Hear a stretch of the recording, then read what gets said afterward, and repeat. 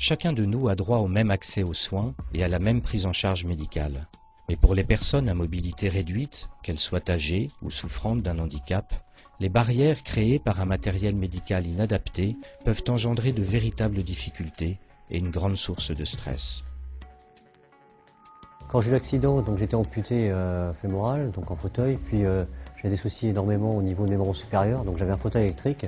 Donc quand il s'agissait d'aller faire des examens, donc rentrer aux hôpitaux, c'est pas un problème du fait que tout est accessible, les couloirs sont larges, il y a les ascenseurs, il y a tout maintenant. Par contre, dans la salle d'examen, ça devient un problème puisque on arrive sur une table d'auscultation qui est assez désuète et assez vieille et qui est à hauteur fixe.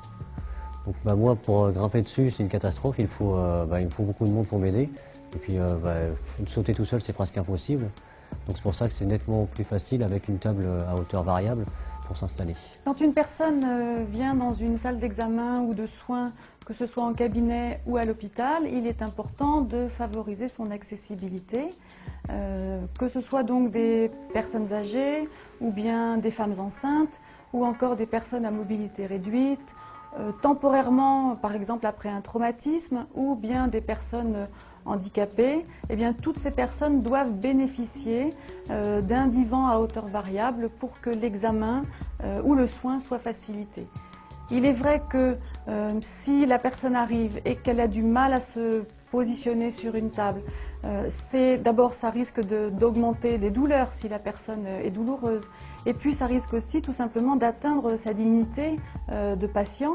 Et c'est important pour nous, professionnels de santé, de favoriser cet accueil, cette accessibilité, sans stress, sans douleur supplémentaire. J'ai choisi d'acheter une table à hauteur variable voici 3 ans, car dans ma clientèle, une personne sur 10 est à mobilité réduite ou est une personne très âgée. L'avantage, c'est qu'elles peuvent s'installer tout à fait correctement sur la table et je peux mettre la table à la hauteur qui me convient pour les examiner correctement. Le divan à hauteur variable permet également aux praticiens de réaliser son examen ou les soins avec un confort très important, évitant les problèmes de lombalgie ou de surmenage au niveau des articulations des épaules par exemple. Ça lui permet aussi de ne pas avoir à demander d'aide au personnel soignant qui est déjà extrêmement sollicité et qui souffre beaucoup de ces excès de manutention de patients et qui présente de nombreuses pathologies à la suite de ces manutentions difficiles. Donc vraiment pour tous les praticiens qui gravitent autour du patient, le divan à hauteur variable permet un travail excessivement confortable et sans risque. Oui, donc j'ai acheté une table à hauteur variable pour plusieurs raisons. D'une part, les personnes à mobilité réduite, les personnes âgées notamment, qui s'y installent plus facilement. Et d'autre part, je trouvais que pour examiner les bébés, c'était très pratique.